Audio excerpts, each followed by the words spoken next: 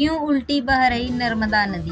चलिए जानते हैं इसके पीछे का धार्मिक और वैज्ञानिक कारण। नर्मदा नदी का धार्मिक महत्व है। भारत की प्रमुख नदी नर्मदा नदी को गंगा की तरह पवित्र माना गया है। लेकिन क्या आप जानते हैं कि ये नदी उल्टी क्यों बहती है? चलिए जानते हैं। नर्मदा नदी मध्य प्रदेश और गुजरात राज्य के लिए महत्वपूर्ण स्रोत है, जिसके जरिए करोड़ों घरों में पीने का पानी पहुंचता है। नर्मदा घाटी में जैव विविधता भी बहुत पाई जाती है। वहीं आपको जानकर हैरानी होगी कि ये नदी सीधी नहीं बल्कि उल्टी बहती है। जहां सभी नदियां पश्चिम से पूर्व की ओर बहकर बंगाल की खाड़ी में गिरती हैं, वहीं नर्मदा नदी पूर्व से पश्चिम की ओर बहकर अरब सागर में मिलती है। दरअसल नर्मदा नदी की उल्टी दिशा में बहने का मुख्य कारण रिफ्ट वैली है। रिफ्ट वैली दरार वाली घाटी होती है, जिसके कारण नदी का बहाव ढलान के विपरीत दिशा में होता है। वहीं इसके पीछे का पौराणिक कारण है कि इस नदी का विवाह सोनभद्र के साथ तय हुआ था, लेकिन नर्मदा की सहेली जोहिला के कारण दोनों के बीच दूरियां आ गई। सोनभद्र जोहिला के प्रेम में पड़ गया और नर्मदा के समझाने पर भी वह नहीं माना। तब क्रोधित होकर नर्मदा जी वापस लौट गए और उन्होंने आजीवन कुंवारी रहने का फैसला किया। उसके बाद उन्होंने पीछे मुड़कर कभी नहीं देखा। इसीलिए इस नदी को कुंवारी नदी भी कहा जाता है। कहा जाता है कि प्यार में धोखा मिलने पर नर्मदा जी ने अपनी दिशा ही बदल दी। आज भी यह नदी अन्य नदियों के विपरीत दिशा में बहती है, जो कि किसी आश्चर्य से कम नहीं है।